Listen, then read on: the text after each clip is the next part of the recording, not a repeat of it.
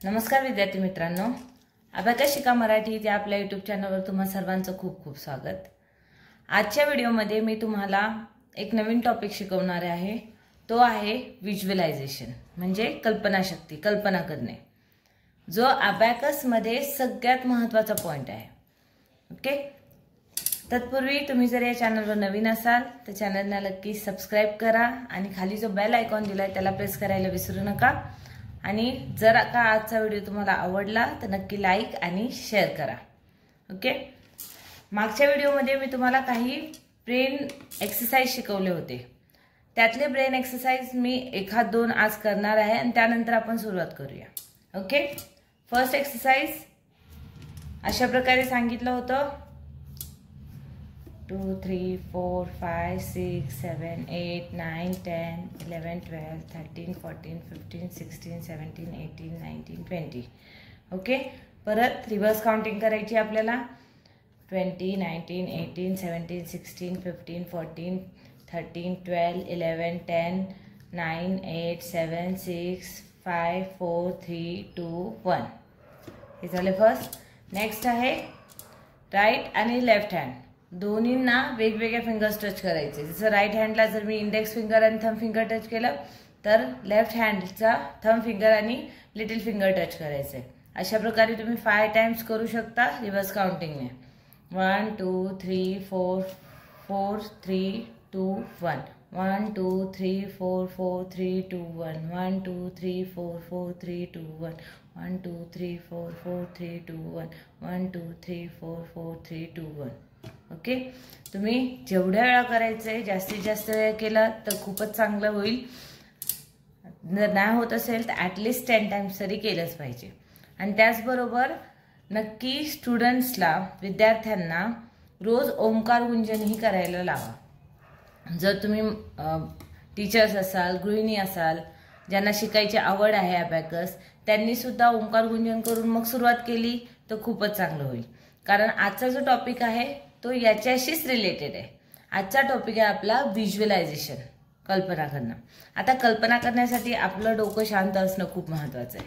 आता डोकं शांत असणं म्हणजे आपण अभ्यास करतोय किंवा आपण एखादं काम करतोय तर त्याच कामावर कॉन्सन्ट्रेट करणं हे खूप महत्त्वाचं असतं। आणि ते करताना व्हिज्युअलायझेशन जेव्हा करतो आपण त्यावेळेस आपल्या डोक्यामध्ये फक्त तेच आणि तेच काम असलं पाहिजे। ओके, जसं मुलं काउंटिंग करतात, अबॅकसची मुलं काउंटिंग करतात त्यावेळेस तुम्ही बघत असाल ते डोळे बंद करून कॅल्क्युलेशन करत असतात, कारण त्यावेळेस ते व्हिज्युअलाइज करतात। आता व्हिज्युअलाइज काय करतात तर व्हिज्युअलाइज हे आपलं टूल करतात। जो टूल दिलेला आहे ते त्यांच्या डोळ्यासमोर हा टूल आणतात। जेव्हा हा टूल आपल्या डोळ्यासमोर आणू तेव्हाच आपण ते बीट्स, जे पण बीट्स आहेत त्या आन्सर लाईनला जे टच करायचे ते आपण व्हिज्युअलाइज करू शकतो की बाबा आपण हा बीट आता वर घेतला होता, हा बीट खाली घेतलं होतं। ओके, तर हे व्हिज्युअलाइज करणं खूप महत्त्वाचं असतं। ओके, तर त्यासाठी आज मी तुम्हाला अबॅकस मधले बीट्स जे आहेत, सगळ्यात आधी मी युनिट्स बीट्स बद्दलच सांगणार आहे, ज्याच्यासाठी आपल्याला आपला राईट हँड यूज करायचा आहे, उजवा हात यूज करायचा आहे। उजव्या हाताचा जो थंब फिंगर असणार, अंगठा जो असेल तो अंगठा आपल्या लोअर बीट्ससाठी यूज केला जातो।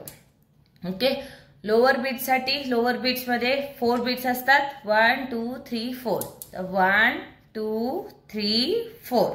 ओके, आणि अप्पर बीटसाठी आपण आपला इंडेक्स फिंगर यूज करणार आहे। आता इंडेक्स फिंगर यूज करताना इंडेक्स फिंगर मध्ये अप्पर बीट मध्ये एकच आहे अप्पर बीट, तो 5 साठी घेतला जातो, बरोबर, 5 युनिट्स। तर हे 5 अशा प्रकारे घेणार। आता जेव्हा विद्यार्थी असेल, विद्यार्थी जर कोणी स्टडीज करत असेल, अभ्यास करायच्या वेळेस जर त्यांना काउंटिंग करायची आहे फिंगर्सवर व्हिज्युअलाइज करून, तर शक्यतो अशी पेन्सिल एक यूज करा, जी पेन्सिल आपल्या हातात असली पाहिजे।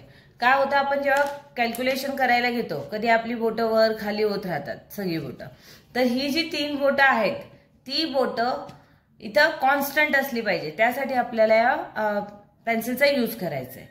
ओके, पेन्सिलचा यूज केल्यानंतर इंडेक्स फिंगर आणि थंब फिंगर हे दोन्ही फिंगरच फक्त ओपन राहतील। आता हे ओपन राहणं म्हणजे काय, हे 0 आहे। ओके, म्हणजे आन्सर लाईनला काहीच टच केलेलं नाहीये। आता समजा मी एखादा क्वेश्चन घेतला, मी एक क्वेश्चन घेते 2 1 2 2 + 2, परत 1 2 आता हे मी 4 टाइम्स घेतले, 1 2 1 2. ओके, म्हणजे हे थंब फिंगर पूर्ण आपलं वरती आलं पाहिजे. हे झाले 4. नेक्स्ट -3 करते, तर 1 2 3.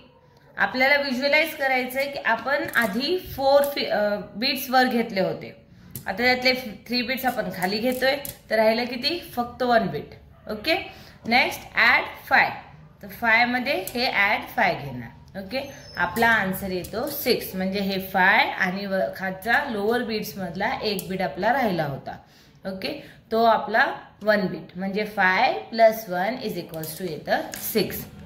ओके, नेक्स्ट क्वेश्चन मी पुन्हा घेते. 5 + 3, तर 1 2 3. 5 + 3 -6. आता -6 करण्यासाठी अपर बीट मधला 5 मायनस करणार आणि लोअर बीट मधला 1 बीट मायनस करणार. तर राहतील कुठे किती आपले, इथं फक्त 2 राहतील. ओके, किती घेतले आपण, 5 + 3, तर 5 1 2 3. 5 + 3 -6 करायचं, तर 5 आणि 1 मायनस केलं, राहिले किती, 2. ओके, आता पुन्हा ऍड 2 करायचं, तर 1 2, म्हणजे इथे येतील 4 बीट्स. आन्सर आपलं येईल 4. ओके, नेक्स्ट परत क्वेश्चन घ्यायचे 9. आता 9 जेव्हा म्हणणार, तर 5 आणि 4 एकत्र घेऊ शकतो. आपल्याला स्वतः व्हिज्युअलाइज करायचंय की 4 साठी आपण सगळेच एकत्रच घेतलोय. ओके, कारण 1 बीट असेल तर 1 टाइम तेवढ्या वेळा आपल्याला फिंगर वर घ्यावा लागेल. आणि जर का 4 बीट्स एकत्र घेतले, 4 नंबर एकत्र असेल, तर आपण डायरेक्टली 4 घेऊ शकतो आणि वरून 5 घेऊ शकतो. तर हे झालं 9. 5 + 4 = 9. तर -3 करायचं, तर 1 2 3 -3. -5 आपल्याकडे फक्त 1 राहतो. आता तो पण मायनस केलं, -1. तर आपला आन्सर बीटला आन्सर लाईनला एकही बीट नसणार, म्हणजे आपला आन्सर येतो 0. ओके, अशा प्रकारे फिंगर्सवर काउंटिंग करायची असते. म्हणजे थंब फिंगर आपला लोअर बीट साठी यूज केला जातो आणि इंडेक्स फिंगर आपला अपर बीट साठी यूज केला जातो.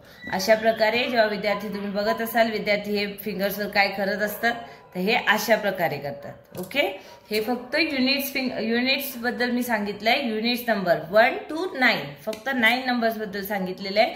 त्याच्यासाठी आपल्याला फक्त आणि फक्त आपला राईट हँड यूज करायचा आहे. ओके, समजलं तुम्हाला?